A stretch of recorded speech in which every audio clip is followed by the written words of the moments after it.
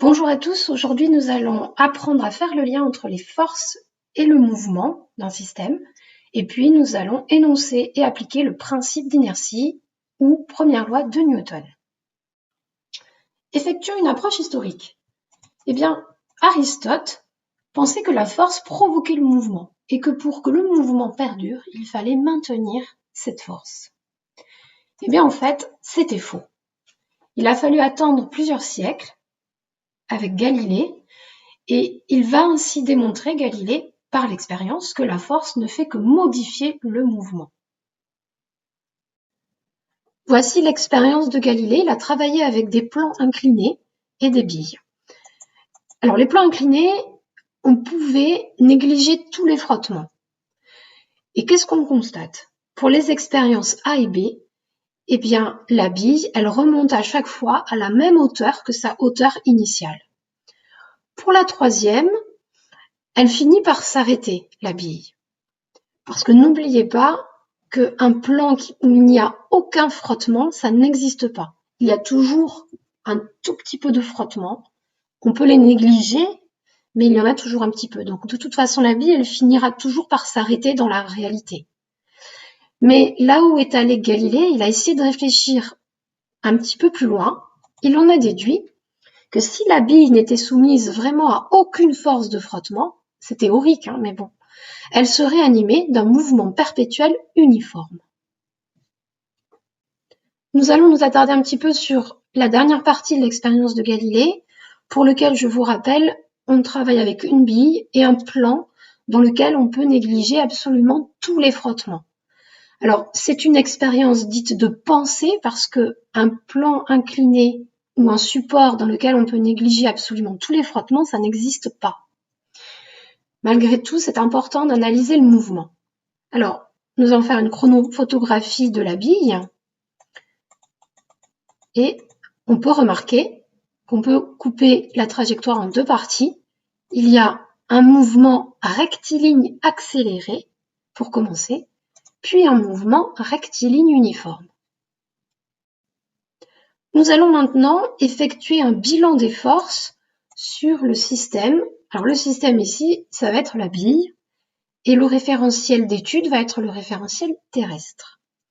N'oubliez pas que l'on néglige les forces de frottement dans cette expérience. Alors nous allons déjà déterminer le centre de masse de la bille.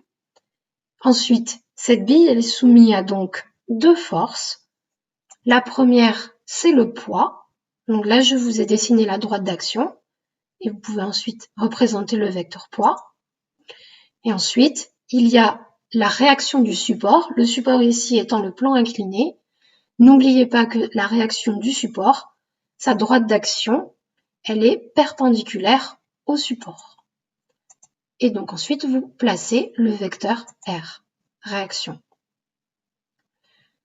Ensuite, on fait exactement la même chose, mais pour la partie où le mouvement du système est rectiligne uniforme. Eh bien, il y a toujours ces deux forces, mais maintenant, les droites d'action sont confondues. Donc, on place toujours le poids et la réaction. Nous allons maintenant tracer la somme vectorielle de ces deux vecteurs force, poids et réaction, dans les deux situations.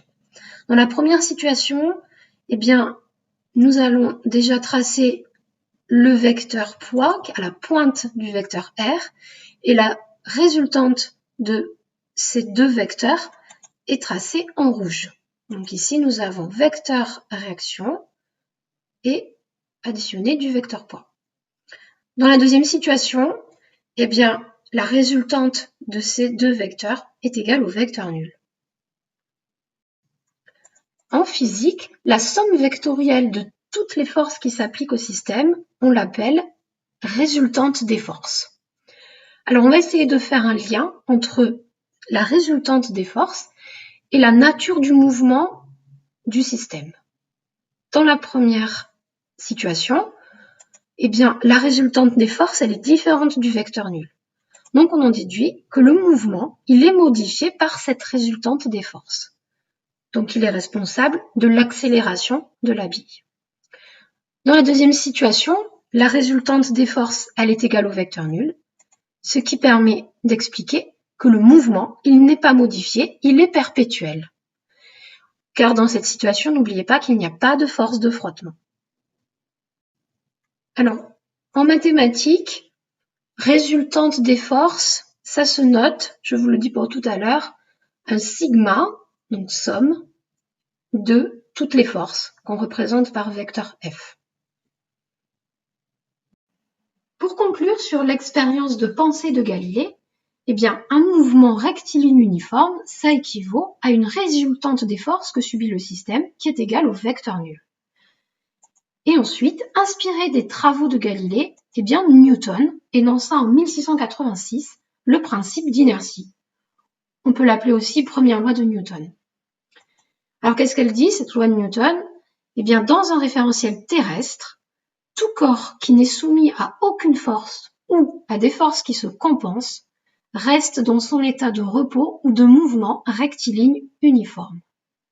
Alors, des forces qui se compensent signifie que la résultante des forces est égale au vecteur nul. On peut traduire cette loi par un langage mathématique. Alors le voici. Sigma vecteur F signifie résultante des forces. Et résultante des forces, ça représente la somme vectorielle de toutes les forces qui s'exercent sur le système. Donc, sigma F, vecteur F, est égal au vecteur nul. Donc, ça veut dire résultante des forces est égal au vecteur nul, équivaut à un vecteur vitesse qui est égal au vecteur constant. Alors, ça veut dire quoi, ça? Eh bien, ça signifie que la direction, le sens et la norme du vecteur vitesse sont constants. Et ça correspond à un mouvement rectiligne uniforme.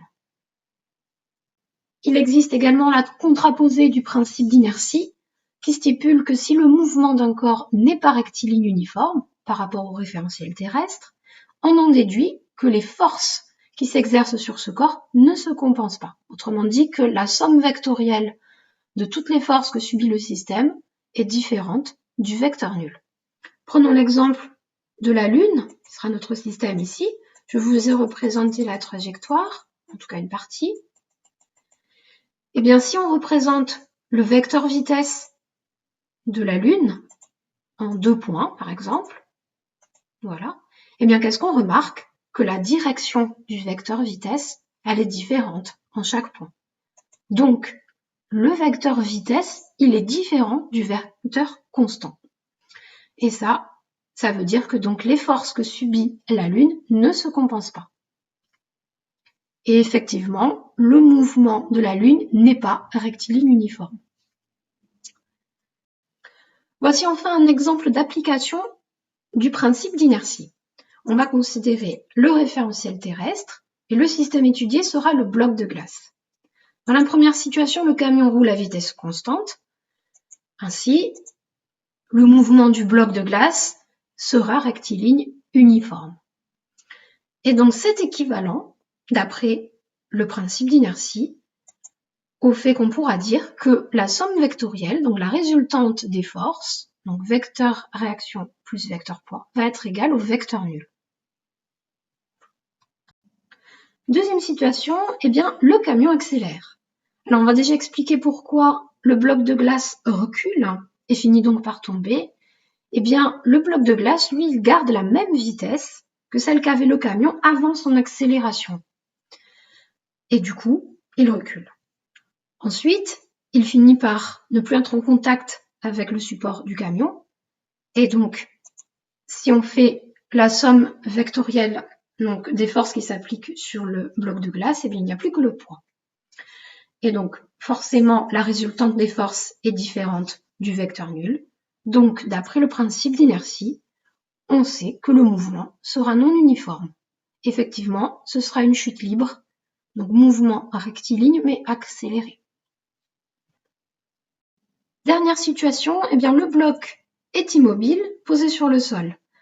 Donc, forcément, il n'y a pas de mouvement. Donc, d'après le principe d'inertie, eh bien, la somme vectorielle donc, des deux forces qui s'appliquent au système va être égale au vecteur nul. Donc, la résultante des forces est égale au vecteur nul. Donc là, une application possible, eh bien, si vous connaissez la valeur en newton du poids, et bien vous en déduisez que la valeur en newton de la réaction, ça va être l'opposé du poids. Donc par exemple, si le poids est égal à, sa norme est égale à 200 newtons, et bien la réaction va être égale à moins 200 newtons. Voilà, c'est la fin de cette vidéo. À bientôt!